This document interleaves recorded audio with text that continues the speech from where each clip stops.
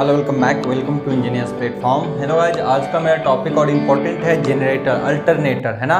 उसमें हम पहले डिस्कस करूंगा यहाँ पे सिंक्रोनस मशीन।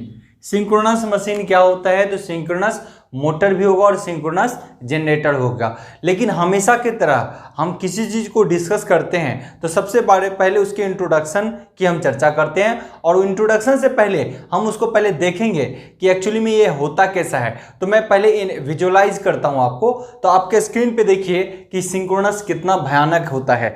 अब तक आपने जितने मशीन पढ़े सबसे भयानक जो मशीन होता है वो आपको सिंक्रोनस मशीन ही होता है, जिसमें सिंक्रोनस जनरेटर आप जो देख रहे हैं आपके स्क्रीन पे बहुत डेंजरस होता है। इसीलिए मैं इसको पार्ट में सिखाऊंगा, है ना। तो आप लोग बस इसको विजुअलाइज करिए, अच्छे से विजुअलाइज कीजिए। देखिए एनटीपीसी में किस तरीके के जनरेटर यूज होते हैं, साइज देखिए जो आप कल्पना नहीं कर सकते उस साइज में होते हैं। आप लोग बीटेक या डिप्लोमा ट्रेनिंग में जाते हैं एनटीपीसी वगैरह, तब आपको पता लगता होगा कितना साइज का जनरेटर होता है। तो आप बारीकी से देखिए, पहले 2 मिनट का टाइम लीजिए और बहुत अच्छे से देखिए, पूरा बढ़िया से देखिए कि एक चीज हो क्या रहा है, एनटीपीसी में किस तरह के साइज का जनरेटर यूज होता है।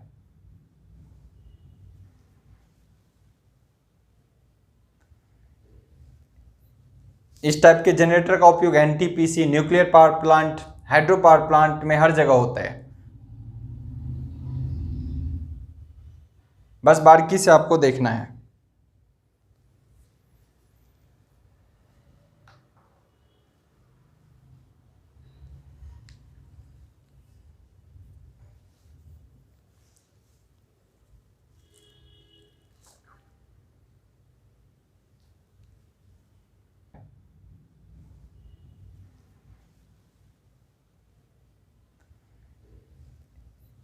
इस टाइप के जनरेटर का उपयोग एनटीपीसी, न्यूक्लियर पावर प्लांट में हर जगह होता है। बस बारीकी से आपको देखना है।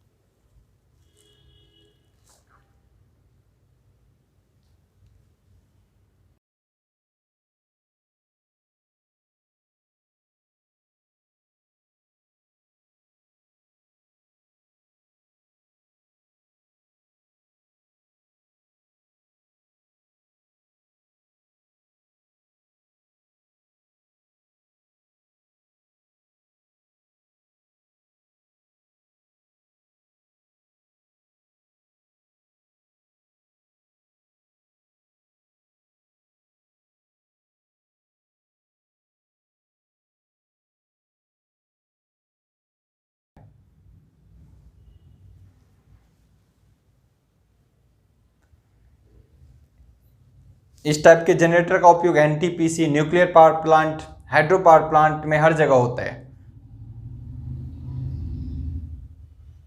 बस बारीकी से आपको देखना है।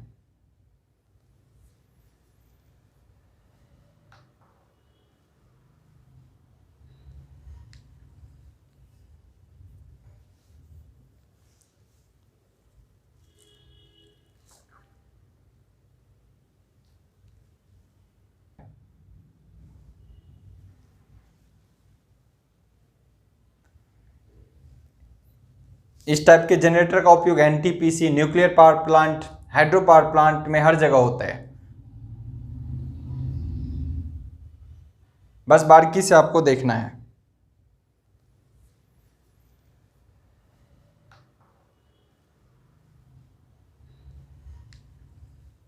ओके, जिस तरीके से आपने विजुलाइज किया यहाँ पे कि किस तरीके का आपका अल्टरनेटर होता है ना।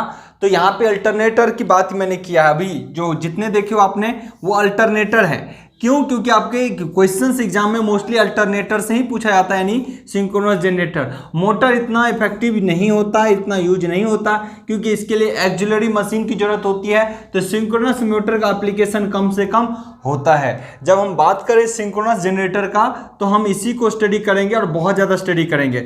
इसी को अल्टरनेटर कहा जाता है। ध्यान रखें, सिंक्रोनस मशीन जब बोला गया यानी एनएस सिंक्रोनस स्पीड, ये दोनों मशीन चाहे ये हो या ये हो, मोटर हो या जनरेटर, दोनों सिंक्रोनस स्पीड को फॉलो करता है। इसका मतलब इसका अगर सिंक्रोनस स्पीड को बोला जाए तो 120 F/P P होगा, 120F/P होगा, जो कि किसके बराबर होगा, रोटर के स्पीड के बराबर। ओके, अब मुझे डिस्कस करना है सिर्फ सिंक्रोनस जनरेटर के बारे में। इसको हम लास्ट लेक्चर में, बस 1-2 लेक्चर में इसको देखेंगे, क्योंकि इससे ज्यादा क्वेश्चंस देखने को नहीं मिलता है। अब बात मैं करूं यहां पे कि सिंक्रोनस जनरेटर यूज कहां होते हैं। बल्क जनरेटर, जहां पे बहुत बड़े साइज का जनरेटर का उपयोग होता है, जैसे कि एनटीपीसी, आप hydro power plant, nuclear power plant, इन जगहों पे इनका जो यूज होता है। जितने भी जनरेशन होते हैं, जनरेशन की बात करो, जितने भी जो हमारे घर पे इलेक्ट्रिसिटी आता है, सब जनरेशन सिस्टम से ही आ रहा है। कहीं ना कहीं जनरेट हो रहा है, उसके बाद ट्रांसमिट हो रहा है, फिर डिस्ट्रीब्यूट होकर हमारे यहाँ आता है ना। तो इसकी रेटिंग जो होती है सिंक्रोनस जनरेटर की 500 MVA, बहुत बड़े बड़े साइज की होती है। 500 MVA के रेटिंग की होती है, 1500 MVA की रेटिंग की होती है ना, 750 MVA रेटिंग की होती है। बहुत ज्यादा पावर की रेटिंग होती है सिंक्रोनस जनरेटर, है ना। तो यहां पे इसकी जनरेशन तो होती है। अब इसके कंस्ट्रक्शन के पार्ट को हम बाद में देखेंगे, पहले इससे रिलेटेड और कुछ हम इंपॉर्टेंट फैक्ट्स आपको बता देता हूं। क्योंकि अभी चल रहा है मेरा अबाउट अगर मैं बात करूं तो सिंक्रोनस जनरेटर के अबाउट में चल रहा हूं, अल्टरनेटर के बारे में ही अभी डिस्कस कर रहा हूं। तो इसके अबाउट में काफी कुछ पॉइंट्स देखने हैं। इसमें देखिए, इस टाइप का जो जनरेटर होता है उसके कंस्ट्रक्शन को हम बाद में देखेंगे, लेकिन ध्यान रखें इस टाइप का जो जनरेटर होता है उसमें स्टेटर पे अगर आर्मेचर रखें तो भी बन जाता है, और रोटर पे आर्मेचर को रखा जाए तो भी डिजाइन हो जाता है। लेकिन हम किसको प्रीफर करते हैं, अब वो चुनने की बात होती है। तो हम उसको देखेंगे कि हम किसको प्रीफर करते हैं। तो चलिए उस चीज को देखते हैं। अबाउट में ही देख रहा हूं, यहां पे इसके अबाउट की चर्चा करूं तो हर मशीन की तरह इसमें भी क्या होता है, स्टेटर होता है, और इसमें भी रोटर होता है। ध्यान रखें, इसमें 3 फेज पावर क्या किया जाता है, जनरेट किया जाता है ना। 3 फेज पावर जनरेट किया जाता है, IA, IB, IC 3 phase release होगा अगर लोड लगा होगा तो। अब यह देखिए 3 फेज की वाइंडिंग यहाँ पे होगी, 1 फेज, दूसरा फेज और तीसरा फेज।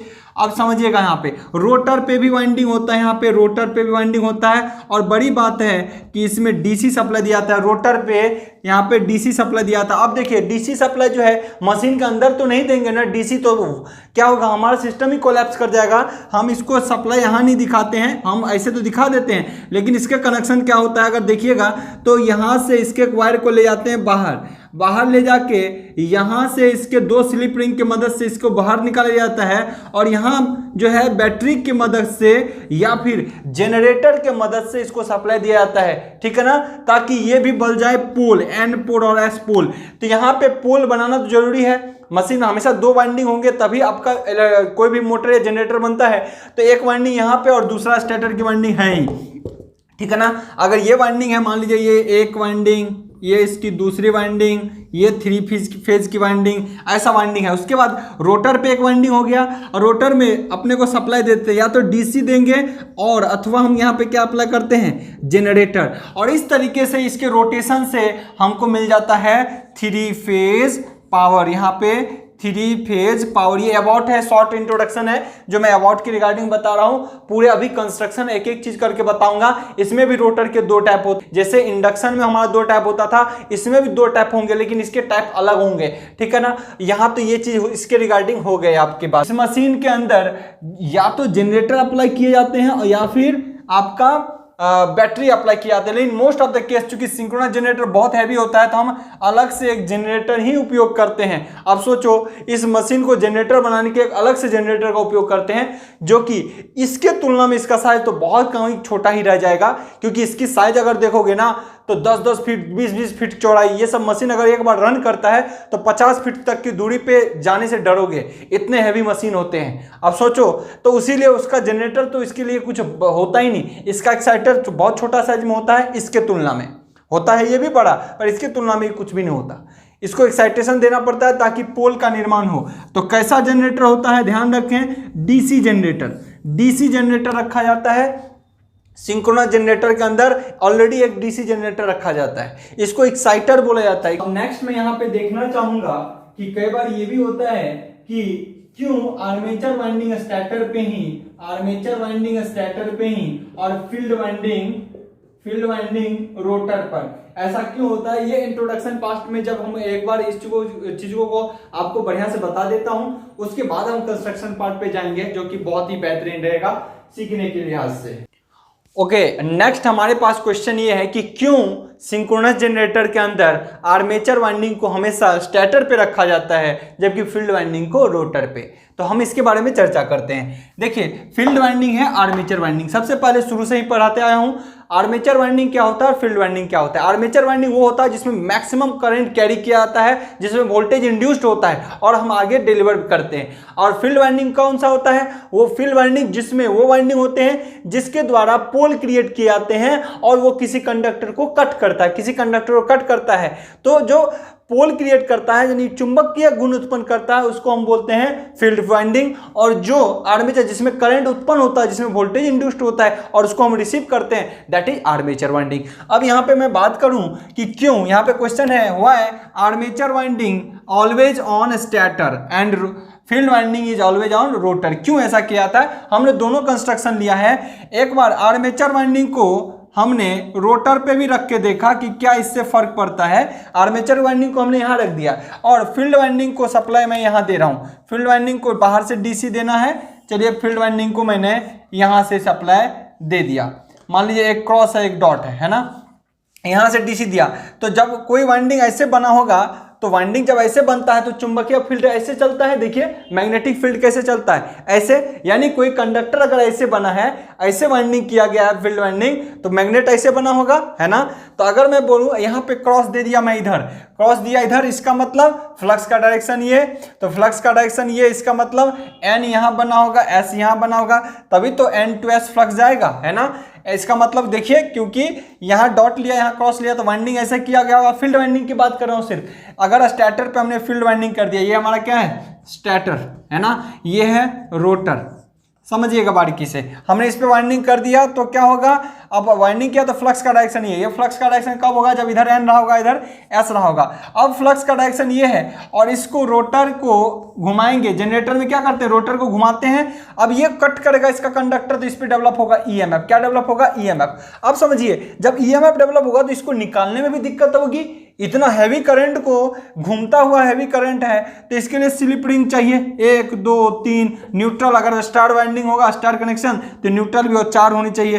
अब 4 को निकालना यहां से है ना, जबकि यहां पे आप आसानी से फील्ड वाइंडिंग दे दिए। और ये मशीन में हैवी करंट होगा तो कंडक्टर का साइज जब बड़ा होगा, मशीन का साइज बहुत बढ़ जाएगा। लेकिन ऐसा कंडीशन में देखिए, आर्मेचर वाइंडिंग को जब हम क्या करते हैं, इस पे रख देता हूं, यहां पे 3 फेज ए बी सी, और इसके फेज को यहां पे निकाल लेता हूं 3 फेज।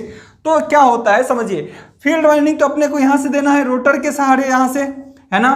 तो इसके कनेक्शन को ले जाइए बाहर, है ना, और 2 स्लिप रिंग के थ्रू इसमें कनेक्शन दे दीजिए, 2 स्लिप रिंग के थ्रू कनेक्शन दे दीजिए और कहीं से डीसी दे दीजिए इसको। तो एक्साइटेशन भी मिल गया, एक्साइटेशन भी मिल गया। जैसे ही एक्साइटेशन मिलेगा, ये चुंबक बना लेगा, एक एन पोल एक एस पोल। क्योंकि डीसी होता है तो हमेशा यहाँ एन बना रहेगा, तो यहाँ क्या बना रहेगा, एस ही बना रहेगा। जब एन एस बना रहेगा तो ऐसे कंडीशन समझिए, अगर जनरेटर में क्या करोगे, शाफ्ट को घुमाओगे। जनरेटर में क्या करते हैं, शाफ्ट को घुमाते हैं। चाहे आपके घरों में, अगर आप नॉर्मल शादी के घरों में जो जनरेटर आता है, तो डीजल इंजन से उस जनरेटर के शाफ्ट को घुमाते हैं, और पनबिजली में पानी से शाफ्ट को घुमाते हैं, एनटीपीसी से स्ट्रीम से घुमाते हैं, है ना। तो ये चीजें होती है। तो अगर ये घूमेगा तो घूमने से क्या करेगा, ये मैग्नेट लेके घूमेगा। ये हमेशा एन पोल, इसका चुंबक कैसा होगा, ऐसा, ये इससे अटैच होगा। अगर कुछ नहीं भी घुमाए हैं तो एन पोल एस पोल बनेगा। तो हवा से तो जाएगा नहीं इसका फ्लक्स, क्यों नहीं जाएगा, क्योंकि रास्ता इससे बढ़िया इसका कोर से जाएगा, लोहा से जाएगा। और ये भी किससे जाएगा, कोर से जाएगा। तो एन टू एस ये भी मैग्नेटिक पाथ बना दिया, ये भी मैग्नेटिक पाथ बना दिया। अब जब इसको घुमाओगे तो ये किसको कट करेगा, यहाँ पे रखे हुए कंडक्टर को, ये ए फेज, ये बी फेज, ये सी फेज रखे हुए कंडक्टर को अगर कट करेगा, तो देखिए ऑब्वियसली इसमें इंड्यूस्ड ईएमएफ होगा, ईएमएफ इंड्यूस्ड होगा। अब समझिए क्या हुआ, तो यहाँ पे आसानी से इसके करंट को रिसीव किया जा सकता है स्टार्टर से, रुके हुए हिस्से से। और यहाँ इसको देना है, कम ही वोल्टेज कैरी करना है, कम ही वोल्टेज करंट देना है, तो 2 स्लिप रिंग का इस्तेमाल करना पड़ा। तो क्यों प्रीफर किए हम, why armature winding is preferred on stator, क्योंकि यहाँ पे आसानी से 3 फेज को कैरी किया जा सकता है, हैवी करंट को आसानी से कैरी किया जा सकता है। लेकिन यहाँ पे हैवी करंट को आसानी से कैरी करना बड़ी मुश्किल है, मेंटेनेंस बहुत ज़्यादा चाहिए, स्पार्किंग बहुत ज़्यादा होगा, है ना। साइज मशीन का बहुत बढ़ जाएगा, ऐसे में साइज मशीन का घट जाएगा। क्यों? क्योंकि ये छोटा, अंदर का साइज छोटा हो जाएगा, वाइंडिंग छोटा चाहिए तो साइज छोटा, अच्छा साइज छोटा तो मशीन छोटा होगा। हालांकि चूंकि रेटिंग ये मशीन कितनी बड़ी होती है कि एक घर से भी बड़ा बड़ा मशीन होता है एक एक जनरेटर, जबकि अगर ऐसा में बनाया जाए तो और बड़ा हो जाएगा उससे, तो हम इसको प्रीफर करते हैं। तो ये बहुत सारी ऐसी चीज़ें होती हैं। और भी देखिए 2 ही वाइंडिंग है, इसमें मेंटेनेंस की कम टाइम लगेगा, मेंटेनेंस में भी, और कॉस्ट भी कम आएगी, इसमें ज़्यादा आएगी।